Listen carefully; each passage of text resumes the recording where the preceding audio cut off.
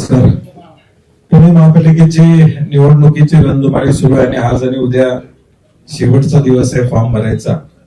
निवडणूक लागल्यापासून आम्ही सगळेजण चर्चेत होतो आणि काल रात्री शिवसेना सचिन भाऊंच्या वतीनं आणि आम्ही सगळे काँग्रेसच्या वतीनं आमचे अध्यक्ष असतील किंवा आमचे सर्व सहकारी असतील बसून एक सीट वाटपाच्या फॉर्म्युल्यावर त्या ठिकाणी पोहोचलेलो आहोत आणि त्या फॉर्म्युल्याप्रमाणे शिवसेना आणि आमची आघाडी पुणे महापालिकेमध्ये निश्चितपणे या ठिकाणी झालेली आहे. आम्हाला आपल्याला सांगायला आनंद वाटतोय.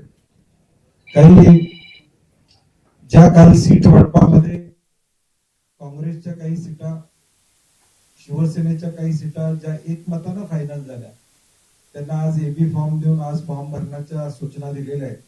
तेव्हा आमची मंडळी, यांची प्रमुख मंडळी सगळे फॉर्म भरायला आहेत, कारण की 3 वाजेपर्यंत फॉर्म भरायचा शेवटचा वेळ आहे.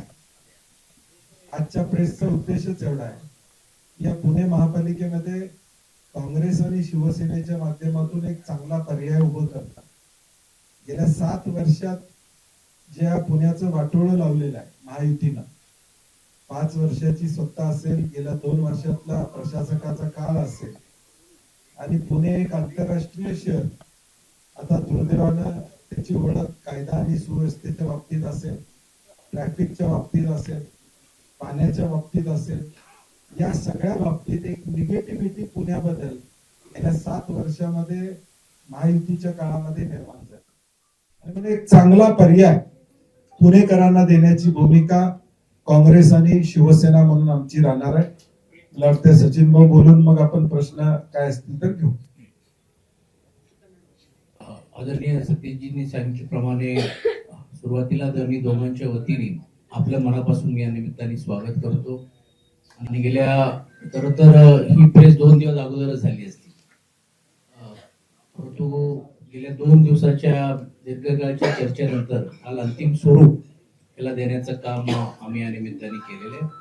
आणि आज पासून एबी फॉर्मचं वाटप देखील करण्याची भूमिका आम्ही घेतली. जसं पंडितजींनी सांगितल्याप्रमाणे एक पर्याय या पुणेकरांना आम्ही देण्याचं काम केलं. आणि आपल्याला आठवत असेल की गेल्या आठवड्यामध्येच आमचे पक्षाचे प्रमुख आदरणीय आदित्य ठाकरे साहेबांनी पण येऊन एक प्रेझेंटेशन देण्याचं काम केलं की या 5-7 वर्षामध्ये सत्ताधाऱ्यांनी पुणे महानगरपालिकेची काय अत्यावस्था केलेली आहे आणि ते त्यांनी दिलेल्या वचननाम्याच्या माध्यमातून ते आता कुठपर्यंत पोहोचू शकलेत किंवा ते किती पूर्ण करू शकले, याचा एका प्रकारे लेखाजोखा आम्ही त्या प्रेझेंटेशनच्या माध्यमातून, सादरीकरणाच्या माध्यमातून आपल्या समोर ठेवला होता. आणि त्याच तुलनेतून मुंबई शहरामध्ये आम्ही काय करून दाखवलेलं आहे हे मांडण्याचं काम केलं. आणि म्हणून मला असं वाटते की पक्षप्रमुख आदरणीय उद्धवजींच्या नेतृत्वाखाली आणि विशेषतः आदित्यजींच्या पुढाकाराने आगामी काळामध्ये आम्ही सत्तेवरती काँग्रेस पक्षाचे सहकार्य आल्यानंतर या पुण्यात शहरासाठी आम्ही काय कायापालट करू शकतो हे दाखवण्याचा प्रयत्न आमचा या पुढच्या काळामध्ये राहणार आहे. आणि म्हणून मला सांगण्यात आनंद होतोय की आता ही आघाडी झालेली आहे. आजपासून फॉर्म वाटप करत असताना पुढे पिंपरी चिंचवडमध्ये पण देखील आमचा मानस आहे की आम्ही एकत्रित बसून घेऊन चर्चा करू. ते देखील दुपारी बैठक होऊन त्याचाही निर्णय घेण्याचा प्रयत्न आमचा राहणार आहे. धन्यवाद.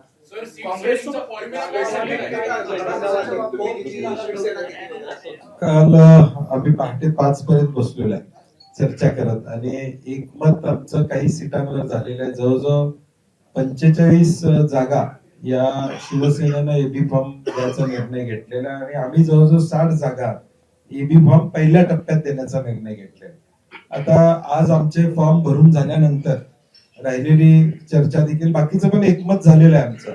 खरं काय आहे, आता तुमच्या माहिती करता 4चा प्रभाग असल्यामुळं आम्ही वाट बघतोय पुढचे उमेदवार कुठल्या गटातनं कोण येणार आहे आणि क मधनं भरायचा का ड मधनं भरायचा, या सगळ्या गोष्टी आमच्या आज संध्याकाळी म्हणजे यादी फायनल झालेली आहे, सीट वाटप झालेलं आहे. फॉर्म्युला सांगण्यापूर्वी वंचितचा प्रस्ताव आमच्याकडे आलेला आहे, त्यामुळे वंचित बरोबर आमची काँग्रेसची चर्चा स्वतंत्रपणे चालू आहे. आणि म्हणून हे घटक पक्षाची चर्चा पूर्ण होत नाही तोपर्यंत आकडा सांगणं जरा संयुक्तिक ठरणार नाही, कारण की आम्हाला त्यांनाही विश्वासात घ्यावा लागेल. आणि म्हणून आज रात्री आमचा फायनल जो टॅली आहे ती दोन्ही पक्षाची, तिन्ही पक्षाची आम्ही तुमच्यासमोर नक्की राष्ट्रवादी काँग्रेस पक्ष हा देखील चर्चेत होता, तुमच्यासोबत बैठकीत देखील होता, पण ऐनवेळी असं काय झालं की त्यांचं कोणीच नाही आलं? त्यांना तो प्रश्न त्यांना विचारायला पाहिजे. आमची चर्चा राष्ट्रवादीबरोबर 2 वेळा झाली. माझी चर्चा वारंवार त्यांच्याबरोबर होत होती. परवा दिवशी देखील अंकुश ककडेंशी मी स्वतः बोललो होतो की एकदा होय किंवा नाही आम्हाला सांगा, कारण की त्यामुळे आम्हाला वेळ झाला. कारण की ज्यावेळी आपण 3 पक्षांशी चर्चा करतो प्रमुख, त्यावेळी सीट वाटप 3 पक्षात होतं आणि 2 पक्षांची चर्चा होती, त्यावेळी सीट वाटप 2 पक्षात होतं. आणि म्हणून यामध्ये आम्हाला उशीर लागायला या चर्चेमुळे झाला. आता तो त्यांचा कॉल आहे, ते आमच्या बरोबर का आले नाही. दादांनी तुम्हाला फोन केला होता सुरुवातीला, नंतर पुन्हा तुम्ही काँग्रेस सोबत आले. म्हणजे दरवेळेस तुम्हाला असं काँग्रेस का फसवतं आणि तुम्ही का फसले जाता? राष्ट्रवादी तुम्हाला दरवेळेस फसवतं आणि तुम्ही फसले जाता. नाही, आम्ही फसले गेलो नाही, आम्ही गाफील नव्हतो. यावेळी आम्ही दक्ष होतो, म्हणून काही पुढे चाललं असलं तरी बॅकडोर आमची चर्चा चालू होती. सर, मनसेच्या बाबत काय ठरलंय?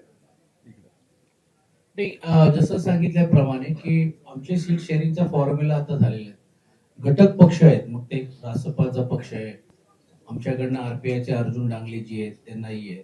आता जे जे घटक पक्ष आहेत, मग त्यात MNS सारखे पक्ष आहेत, हे आम्ही आमच्या स्तरावरती आमची चर्चा सुरू आहे आणि आज दुपार किंवा संध्याकाळपर्यंत त्याही बाबतीतला अंतिम निर्णय. कारण इकडेच कालच हे डिस्कशन झाल्यानंतर नेमकं काय करायचं किंवा कुठच्या सीट घ्यायची द्यायची हा प्रश्न आहे. पण सकारात्मक त्याच्यावर पण दुसऱ्या बाजूला आमचे काही प्रमुख लोक चर्चा करून तो अंतिम स्वरूपात देखील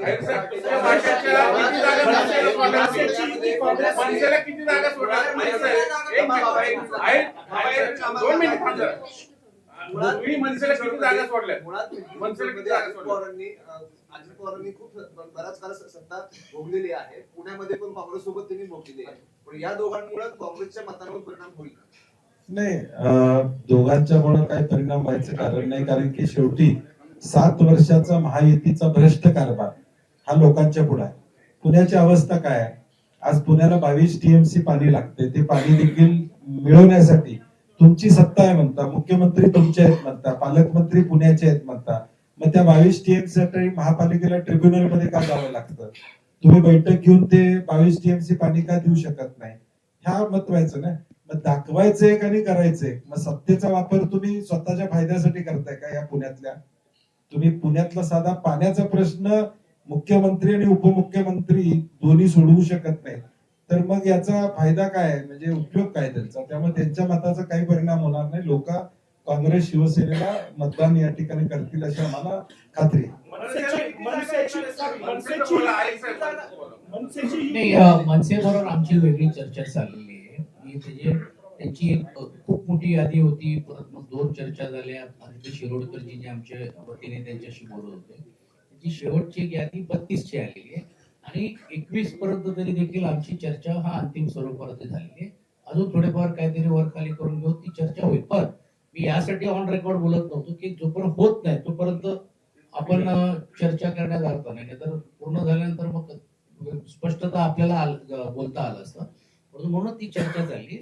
मला वाटते दुपारी आमची अंतिम बैठक होती. पण मनसेची युती फक्त शिवसेनेसोबत आहे का काँग्रेस सोबत आहे? कारण चर्चेत दुसरं कोणी दिसत नाही. मनसेला ती जागा ऐका, घटक पक्ष म्हणून घेऊन आम्ही आमची आता काही भागांमध्ये त्यांच्या बरोबर त्यांची युती आहेत, नाही आहेत. काही भागावर आमची पण नाही आहेत. उदाहरण द्यायचं असेल वंचित आहे, तर वंचित तिकडे मुंबईला आमच्यावर लढणार आहेत की नाही हा प्रश्न आहे. पण तो शेवटी विरोधातली जी पक्ष आहेत ते एकत्र यायला पाहिजे ही त्याच्या मागची भूमिका आहे. आणि म्हणून तिकडे काँग्रेस पक्षांबरोबर त्यांची चाललेली आहे. तर आम्ही पण इकडे अशी भूमिका घेतली की वंचित हे तुम्ही तुमच्या कोट्यातून चर्चा केली पाहिजे आणि बाकीचे जे घटक पक्ष जे आमच्या बरोबर आहेत त्याला आम्ही आमच्या बरोबर करू. म्हणजे सिंपल आहे, काही नाही आहे. आघाडीला पोर्टेबल आघाडी म्हणायचं का? पोर्टेबल नाही, आता कॅबिनेटला दर आठवड्याला कॅबिनेटला बसणारे जर वेगवेगळ्या निवडणुका लढवत असतील तर आम्ही निदान विरोधी पक्षात आहे. त्यामुळं त्या श देण्यासाठी आम्हाला जी पावलं उचलायला लागतं ते उचलावं लागतं. हिंदुत्वाचा विचार मांडतात, त्यांचं सगळं माहिती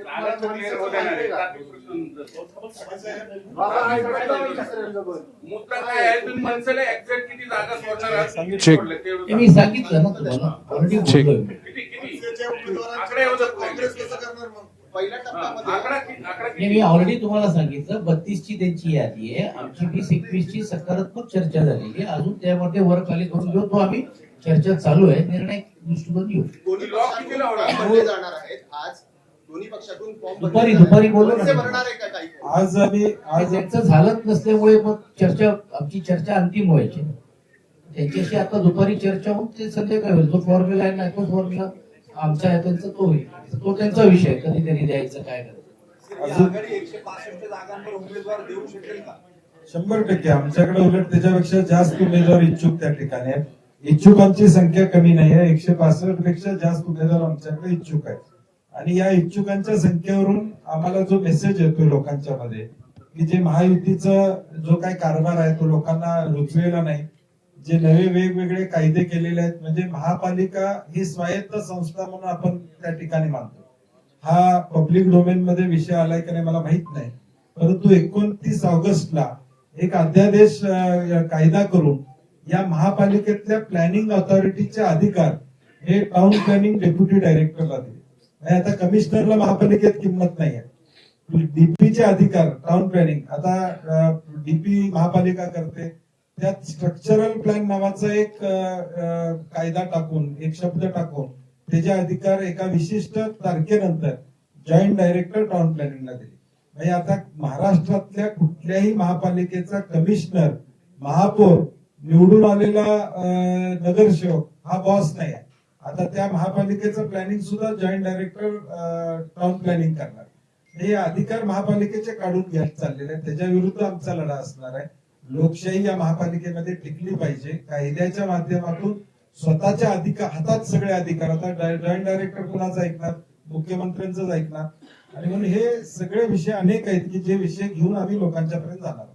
विषय असा आहे, मागाशी तुम्ही सांगितलं की 45 जागा शिवसेनेला फायनल झाल्या, त्यातले 21 जर यांना गेले, शिवसेनेला जागा किती? नाही, अजून आमची चर्चा आहे. हे फक्त आता जे 100 राहील झाले जागा, त्यामध्ये अजून बाकीचे जे सीट्सची जर ऑलरेडी होणार आहेत त्यात मग आम्हाला मॅक्झिमम किंवा त्यांना कमी जास्त तो डिस्कशन पॉइंट आहे.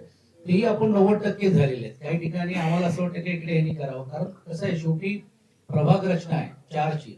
एका कॅन्डिडेट त्यांचा स्ट्रॉंग भेटतो, एकाच आमचा आहे. एका ठिकाणी कुठेतरी समजा आमच्या कॅन्डिडेटला आम्ही सांगतोय की बाबा तुम्ही महिलामध्ये लढा, कुठे ओबीसीचा विषय येत आहे, काही भागामध्ये ओबीसीचा कॅन्डिडेट त्यांच्याकडे मजबूत आहे, आमच्याकडे नाहीये. तर अशा गोष्टी पण आहेत. म्हणून मग असं ठरलं की जिकडे एकमत झालंय तर तिकडे आज किमान एबी फॉर्म तरी देऊया. बाकीच्या याच्यामध्ये पण 90% झाले, 5-10% विषय. आणि आपण आता जे म्हणत होतं तसं की शेवटी हे लक्षात घ्यायला पाहिजे किंवा ज्यावेळी आम्ही एकत्रित एक पर्याय विरोधी पक्ष दिले, कारण भारतीय जनता पार्टीचा हा पूर्ण प्लॅनिंग आहे की पुणे महानगरपालिकेमध्ये आणि पिंपरी चिंचवडमध्ये ऑपोजिशनच ठेवायचं नाही. आणि हे तुम्ही जर बघितलं असेल की ज्यावेळी मुख्यमंत्र्यांनी पहिली स्टेटमेंट दिली की तुम्ही राष्ट्रवादीवर जाणार का, पहिले का आम्ही काय वेड्या आहोत का किंवा राष्ट्रवादी काय, आम्ही ऑपोजिशनला स्पेस का द्यायचं. म्हणजे ह्यांची ठरलेली महायुतीमधून आम्ही इकडे लढू, तुम्ही हे लढा.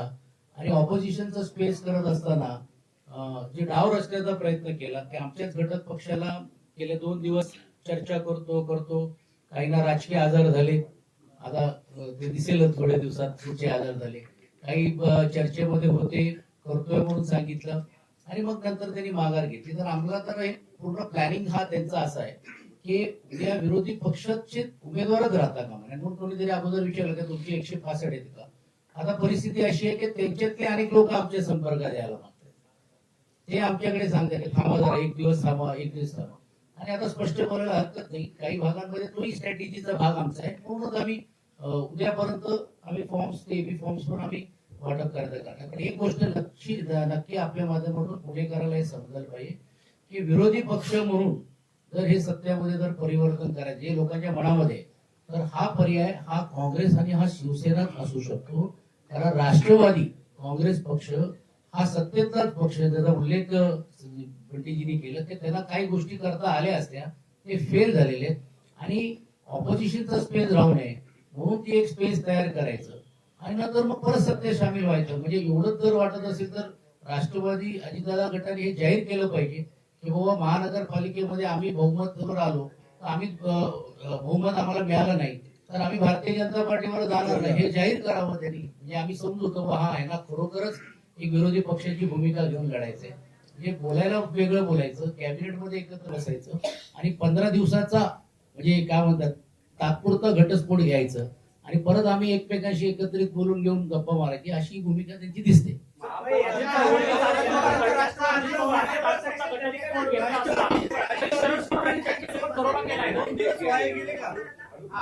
हो हो हो हो नाही नाही, ते- गेले ना बाहेर.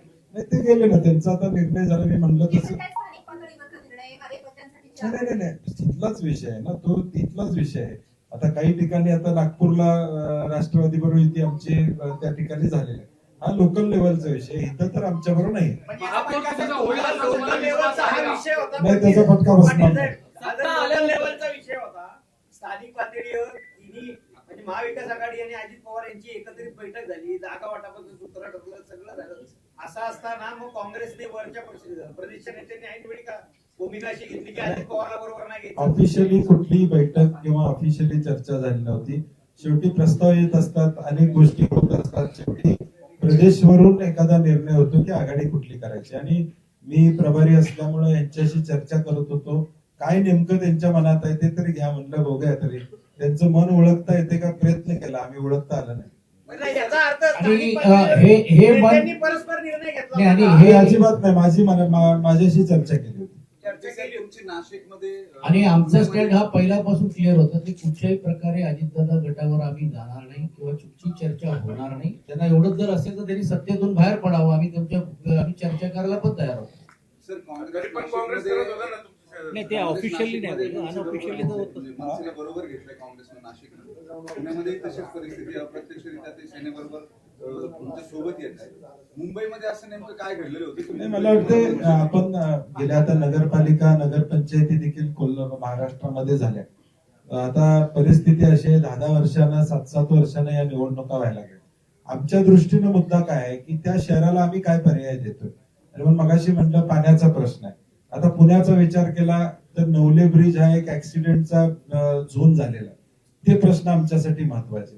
ग्लोबल कॅपॅबिलिटी सेंटर्स 12% सेंटर्स, 12%पेक्षा जास्त, 22% पुण्यामध्ये. आज त्यातून IT असेल किंवा इतर सर्व रोजगार एम्प्लॉयमेंट होतो, तो जवळजवळ 12% होतो. आता याचे प्रश्न सुटणार आहेत का नाही. हिंजवडीचं IT पार्क झालं, परंतु ट्रॅफिकचा तिथला प्रश्न आमचा सुटणार आहे का नाही. म्हणजे आज ह्या गोष्टीला आमचा प्रायोरिटी असणार आहे, आमचा मास्टर प्लॅन असणार आहे, जाहीरनामा आमचा येईल. पुण्यातल्या लोकांच्या मनातमध्ये ज्या कल्पना आहेत त्या देखील आम्ही घेऊन त्या जाहीरनामा आम्हाला इम्प्लिमेंट करायची संधी. आता ठीक आहे, पॉलिटिकल बोलणं हे चालत राहिलं, आरोप प्रत्यारोप, परंतु आमची प्रायोरिटी पुणे फर्स्ट असेल किंवा पुण्याला प्रायोरिटी देण्याची आमची भूमिका असेल.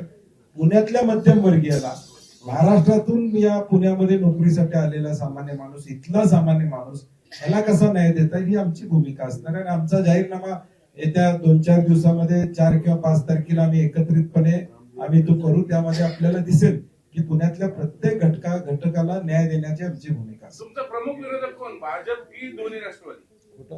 नाही, दोघेही आमचे विरोधकच आहेत ना. आता भाजपनं, सचिन भाऊ म्हणले तसं राष्ट्रवादी आणि भाजपनं ठरवलं पाहिजे की बाबा काय आहे नेमकं तुमचं भांडण, अंडरस्टँडिंग आहे का काय, हे ठरवलं पाहिजे ना. अशी काही की विरोधकांमध्ये फूट पाडण्यात भाजप यशस्वी झाली, हे काय वाटतं तुम्हाला याच्यात? नाही, लोकांना हे लक्षात येते. त्यामुळं तुम्ही, मी आणि सचिन भाऊ दोघेही बोललो, कॅबिनेटला दर मंगळवारी तुम्ही एकत्र बसता, मग इथं का मांडता, हा साधा प्रश्न आहे ना.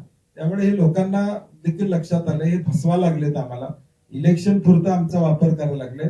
त्यामुळं पर्याय, या दोघांच्या विरोधातला पर्याय आमचाच आहे, हे लोकांना आम्ही पटवून देऊ. आणि आपण म्हटल्याप्रमाणे की पूर्ण प्रभागामध्ये उमेदवारच होऊ नये असाही जो त्यांचा प्रयत्न होता, ते आम्ही दोघांनी म्हणून आणून पाडलेले आहे. तुम्ही उद्या जर बघितलं तर आमचे सर्व प्रभागामध्ये उमेदवार तुम्हाला उमेदवार फॉर्म भरलेले तुम्हाला पाहायला मिळतील. कोल्हापुरातनं 2 वाजता नगरसेवक पळवले का सगळे? कोल्हापुरातनं 2 वाजता पुणेकरांच्या व्यक्तीला असं नाही, मी पश्चिम महाराष्ट्राचा प्रभारी असल्यामुळं सचिन भाऊ आमच्या इकडचे प्रभारी आहेत, संपर्क नेते आहेत. त्यामुळे आमच्या दोघांच्यावर पक्षाने जबाबदारी दिल्या की या निवडणुका आणि दोघं सभागृहामध्ये एकत्र काम करायला फायदा होतोय. सत्ता आल्यानंतर महापौर कोणाचा असणार आहे, काँग्रेसचा की शिवसेनेचा? आम्हाला सत्तेपेक्षा सत्तेतून लोकांचे प्रश्न सोडवणं ही आमची प्रायोरिटी असणार आहे. पदापेक्षा आम्ही पुणेकरांना काय देणार आहोत ही आमची प्रायोरिटी असणार आहे. पद आमच्यासाठी महत्वाचं नाही. तर पाण्याचा प्रश्न सुटणं, ट्रॅफिकचा प्रश्न सुटणं, नोकरीसाठी आलेल्या लोकांचे प्रश्न सोडवणं ही आमची प्रायोरिटी. आता एअरपोर्टची अवस्था काय आहे ही आपण त्या ठिकाणी बघतोय. म्हणजे आता चाकणला जायला 2-2 तास या पुणे शहरामधून या ठिकाणी लागतात, ही अवस्था आहे. एका बाजूला इंडस्ट्रीयल ग्रोथ असा आम्ही विचार करतोय, दुसऱ्या बाजूला 2-3 तास लोकांना ट्रॅफिक मध्ये अडकून बसायला लागते. म्हणजे पुण्याला जायचं म्हणलं तर कसं, किती वाजता जावं, काय जावं, एवढं प्लॅनिंग करावं लागतंय. फ्लाईट सारखं प्लॅनिंग पुण्यात आता सिटीत करावं लागले लोकांना, की किती वाजता निघावं टायमिंग घेऊन, अशी अवस्था पुण्याची झालेली आहे. म्हणून हे प्रश्न आमच्यासाठी प्रायोरिटीवर आहे. म्हणून आता असं म्हणतात की लोक दुबईवरून मुंबईला यायला किंवा पुण्याला यायला 2 तास लागतात, पण एअरपोर्ट वरून घेऊन जर आपल्याला पुढे जर जायचं असेल तर अजून 2-2.5 तास लागतात, ही अवस्था आहे. आणि आपण जसं त्यांनी सांगितल्याप्रमाणे दुसरा मुद्दा हाही आहे की महानगरपालिका धूळ काढलेली आहे, जे भ्रष्टाचार झालेले आहेत ह्याची श्वेतपत्रिका काढली पाहिजे. याही सर्व गोष्टी आता प्रचाराच्या माध्यमातून येणार आहेत. आणि म्हणून आमचे नेते आहेत, काँग्रेस पक्षाचे ज्येष्ठ नेते आहेत, तर आता पिरियड पण खूप कमी राहिल्यामुळे मोठी सभा होण्यापेक्षा रॅलीवरती जास्त आमचा पुढच्या काळामध्ये भर राहणार आहे.